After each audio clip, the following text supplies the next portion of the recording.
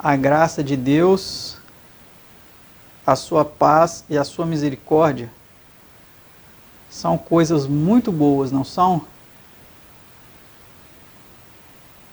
Graça, um dom imerecido, uma dádiva de salvação concedida a todo aquele que crê em Jesus Cristo. É lógico que essa palavra crer envolve muitas outras questões para que se possa dizer realmente que essa pessoa crê em Jesus. A paz nem se fala. São coisas muito boas. Graça, paz, misericórdia.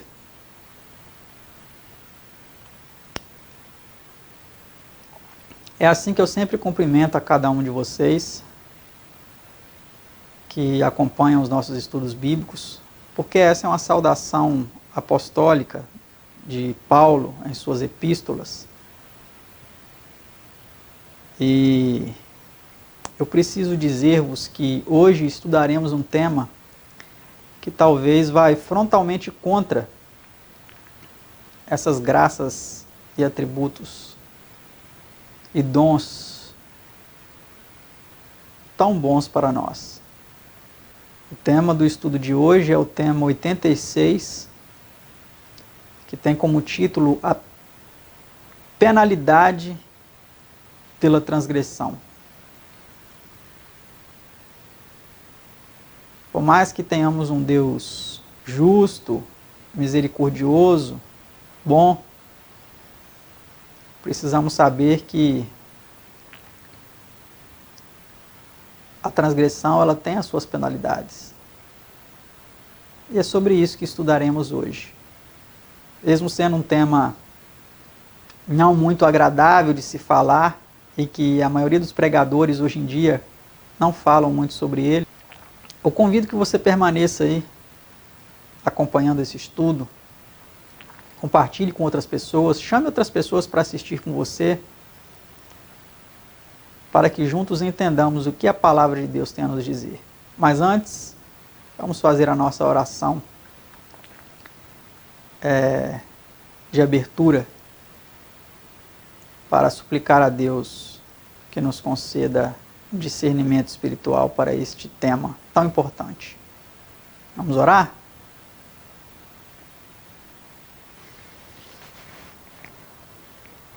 Pai Santo, Deus eterno, Criador do céu, da terra, do mar e de tudo que neles há. Louvado e engrandecido seja o teu nome por toda a eternidade, o nome de seu Filho unigênito, o teu Cordeiro imaculado, que por nós verteu sangue na cruz do Calvário, nosso Senhor e Salvador Jesus Cristo. Te agradecemos, Senhor, pelas tuas misericórdias. E postamos nossas mãos, Senhor, em atitude de súplica diante de Ti, para que o Senhor continue nos concedendo a Tua misericórdia, a Tua graça, que é um dom imerecido. Nos ajude também, Senhor, a compreendermos que todos os nossos atos, eles têm as suas consequências. E que o Senhor é um Deus justo e que também retribuirá a cada um segundo as suas obras, como nós já estudamos muitas vezes. Vamos estudar esse tema, Senhor, sobre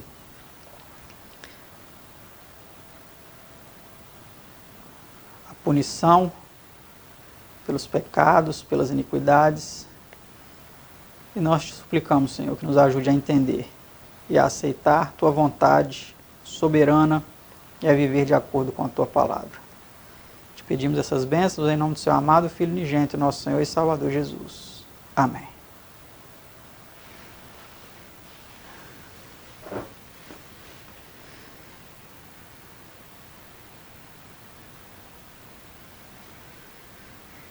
Então vamos começar, este estudo, a penalidade pela transgressão.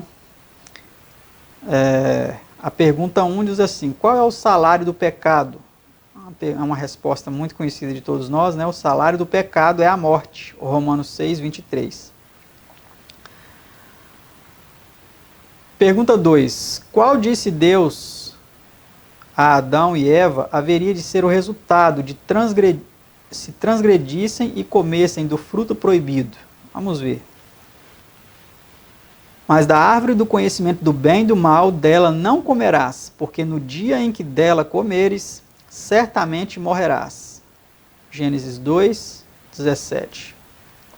É importante entender esse texto aqui, que ele não está dizendo que naquele mesmo dia eles iriam morrer. O texto está dizendo que no dia em que deles comeres, desse fruto eles comessem, aí coloca uma vírgula. Aí diz, certamente morrerás. Ou seja, naquele dia estaria garantido, no dia que eles comessem do fruto, estaria garantido que eles certamente morreriam. Tá certo? E essa morte não é uma morte comum como a nossa. É uma morte eterna, que eles nunca mais ressuscitariam. Para que eles pudessem ressuscitar, e todos nós, foi necessário o próprio Jesus morrer em nosso lugar a morte que nos cabia.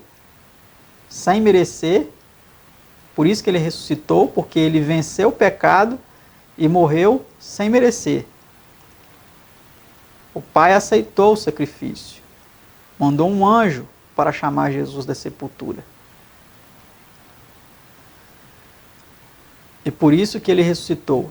E assim, a sua morte foi a garantia, a sua morte, a sua ressurreição e a sua vitória sobre o pecado foi a garantia da ressurreição de Adão e Eva e de todos nós. Vamos para a pergunta 3. Quem diz Deus que morrerá? A alma que pecar, essa morrerá. Ezequiel 18, 14. Então fica claro aí, né? Se todos nós pecamos, todos nós estamos sujeitos à morte. Pergunta 4. Como entrou no mundo a morte? Portanto, como por um homem entrou o pecado no mundo, e pelo pecado a morte, assim também a morte passou a todos os homens, por isso que todos pecaram. Romanos 5, verso 12. Então a morte passou a acontecer no mundo por causa do pecado, né? Pergunta 5. Por que destruiu Deus o mundo antediluviano? Vamos ver. E viu o Senhor que a maldade do homem se multiplicara sobre a terra. E disse o Senhor, destruirei de sobre a face da terra o homem que criei. Gênesis 6, 5 a 7. Essa foi a razão, né? A maldade do homem se multiplicou demais. Pergunta 6. Conquanto Deus seja misericordioso, remove isso a culpabilidade do pecado? Vamos ver. O Senhor é longânimo e grande em misericórdia, que perdoa a iniquidade e a transgressão, que o culpado não tem por inocente. Números 14 e 18. Ver também Êxodo 34, 5 a 7. Então a misericórdia de Deus, ela não anula a sua justiça, o seu reconhecimento de quem é aquele que está praticando a injustiça e quem é aquele que está praticando a justiça. Tá certo? Pergunta 7. Qual é o resultado do pecado voluntário? Ou seja, aquele que você faz sabendo que é pecado, mas você vai lá e faz. Porque se pecarmos voluntariamente, depois de termos recebido o conhecimento da verdade, olha só, já não resta mais sacrifício pelos pecados, mas uma certa expectação horrível de juízo e ardor de fogo que há de devorar os adversários. Hebreus 10, 26 e 27. Então aquela pessoa que sabe de algum erro, que aquilo é pecado, ele já teve conhecimento da verdade, ele continua praticando aquilo, ele sabe qual é a sua punição, que é o fogo. Porque ele já recebeu o conhecimento de que a consequência do pecado, daquele que continua na prática do pecado, é a condenação pelo fogo eterno, né? Pergunta 8. Ao tempo em que o mundo era governado pela teocracia, como eram tratados os rebeldes ou transgressores voluntários? Quebrantando alguém a lei de Moisés, morre sem misericórdia, só pela palavra de 2 ou 3 testemunhas. Hebreus 10, verso 28. Então era assim que eram tratados, né? 2 ou 3 testemunhas era o suficiente para aquela pessoa ser condenada à morte. Pergunta 9. Que sobrevém aos que rejeitam o meio da graça? De quanto maior castigo cuidais vós, será julgado merecedor aquele que pisar o Filho de Deus e tiver por profano o sangue da aliança com que foi santificado e fizer agravo ao Espírito da graça. Hebreus 10, 29. Então a continuação daquele texto, né, que fala que aquele que transgredia a lei de Moisés, ele morria sem misericórdia pela palavra de 2 ou 3 testemunhas, ele continua dizendo aqui, ó, de quanto maior castigo cuidais vós, será julgado merecedor aquele que pisar o Filho de Deus e tiver por profano o sangue da aliança com que foi santificado e fizer agravo ao Espírito da graça. O Espírito do próprio Cristo que fala em nossa mente, meu filho, não faça isso. Isso é pecado, isso é errado. Né? Eu morri por você para te tirar desse lamaçal. Por que você vai continuar nesse lamaçal? E você vai lá e faz aquilo. Você está pisando o Filho de Deus. Então aqui o apóstolo ele vem dizendo aqui, né, de quanto maior castigo cuidais vós, será julgado merecedor aquele que pisar o Filho de Deus, tiver por profano o sangue da aliança. Então o que é profanar o sangue da aliança? É você fazer pouco caso daquele sangue que foi derramado por você. É você viver de forma leviana. Continuamente na prática do pecado, né? Sem se importar se o que você está fazendo é errado ou não. As pessoas falam assim, Jesus já me salvou, mas te salvou para você continuar no erro? Ele te salvou da lama, mas você vai continuar na lama? Precisamos atentar para isso. Pergunta 10. Devem os ministros evangélicos exercerem vingança? De sorte que somos embaixadores da parte de Cristo, como se Deus por nós rogasse. 2 Coríntios 5, 20. Vê 2 Timóteo 2, 24 a 26. Então, os amados, não cabe aos ministros do Evangelho, aqueles que ministram a palavra de Deus, exercer vingança. Como eu tenho visto muitos falsos profetas, falsos pastores, reverberando aí de forma presunçosa, arrogante. Cuidado com aquele que tocar um giro do Senhor. Já vi muita gente morrer por causa disso.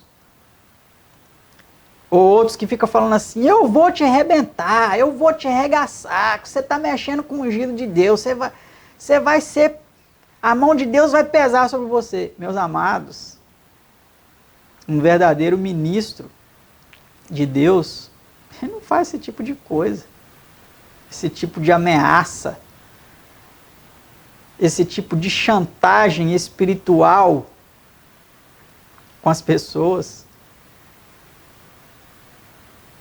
Isso é presunção, isso não tem nada de espiritualidade. Isso é presunção, isso é arrogância. Tá certo? Não cabe a nós, ministros do Evangelho, ficarmos exercendo vingança, não. Retaliando as pessoas quando nós somos injuriados. Apóstolo Pedro fala que quando Jesus era injuriado, ele não injuriava. E agora nós vamos ficar sendo injuriados pelas pessoas e vamos ficar injuriando de volta? De forma alguma. Nós somos chamados, aqui em 2 Coríntios 5, 20, o apóstolo Paulo fala claramente que nós somos embaixadores da parte de Cristo, como se Deus por nós rogasse. Então a nossa função é rogar as pessoas que aceitem a Cristo, que se arrependam dos seus pecados, que se voltem para Deus, porque Ele é grandioso em perdoar. Então esse espírito perdoador, esse espírito, né, que quando as pessoas estão nos fazendo mal, a gente falar como Cristo falou lá na cruz do Calvário, Pai, perdoa-lhes, porque eles não sabem o que fazem. E realmente é isso, muitas vezes as pessoas não sabem o que estão fazendo com a gente. E agora nós vamos ficar retaliando, desejando vingança sobre aquela pessoa, orando para que Deus pese a mão sobre ela. Amados, esse não é o Deus que eu sirvo. Esse não é o Jesus que eu conheço. Esse Jesus que está sendo pregado aí em muitas igrejas é um falso Cristo. Não é o Cristo verdadeiro, o Cristo bíblico.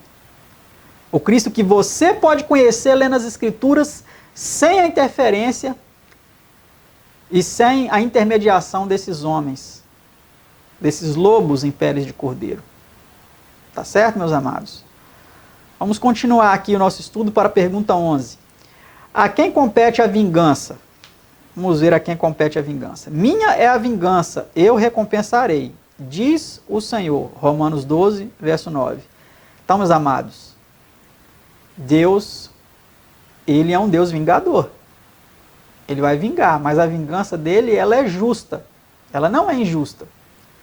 A sua misericórdia, ela se manifesta ao longo de milhares de anos. A sua misericórdia tem se manifestado. Mas quando ele se vinga, é porque não tem mais jeito para aquela pessoa. Ele já deu todas as chances para ela se arrepender, para ela mudar de vida, e ela não mudou. Vamos para a pergunta 12. A quem foi confiada a execução do juízo?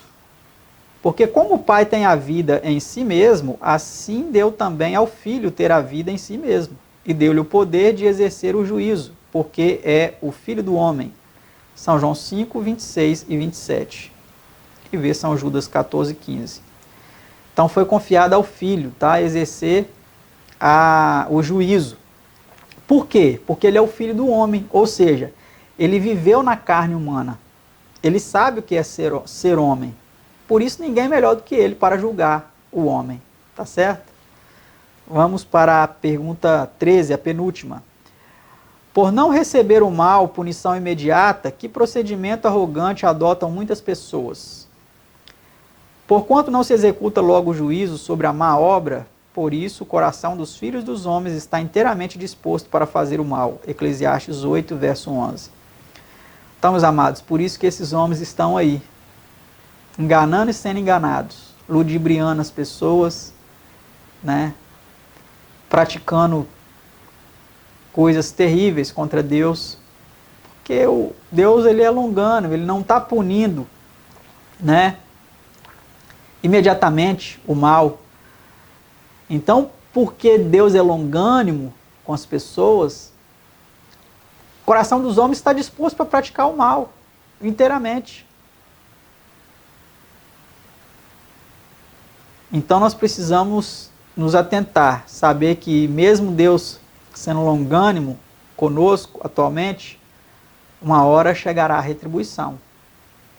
E não queiramos nós sentir o peso da mão de Deus retribuindo a nossa iniquidade. Pergunta 14. De que mensagem a ser transmitida aos homens incumbiu Deus os seus ministros? Dizei ao justo que bem lhes irá, porque comerão do fruto das suas obras. Ai do ímpio, mal lhe irá, porque se lhe fará o que as suas mãos fizeram. Isaías 3, 10 e 11. Então, meus amados, precisamos falar a mensagem correta para as pessoas certas. Aqui vem falando claramente, né? Temos que dizer ao justo que ele bem irá, mas dizer ao injusto, ao ímpio, que mal irá. Que aquilo que ele fizer vai se voltar sobre ele. Tá, meus amados? Então essa mensagem é uma mensagem fácil de ser transmitida, mas é uma mensagem bíblica. Precisamos nos atentar para isso. E que Deus nos abençoe e nos ajude para que nós a cada dia vivamos, não com medo da punição, mas por amor a Cristo, sabendo que Ele quer o nosso bem. Quando Ele pede para que nós sigamos seus mandamentos, é porque Ele quer o nosso bem, né? E não vamos obedecer por medo da punição, mas por amor e pelo nosso próprio bem, sabendo que Deus quer isso para o nosso próprio bem. Que Deus os abençoe. Muito obrigado por estar aí assistindo mais um vídeo dos estudos bíblicos. Compartilhe com seus amigos, tá? Não deixe essa mensagem ficar só para você, mas também compartilhe com outras pessoas para que elas tenham o conhecimento da palavra de Deus e sejam assim edificadas. Até o nosso próximo estudo, se Deus nos permitir. Um abraço e até mais.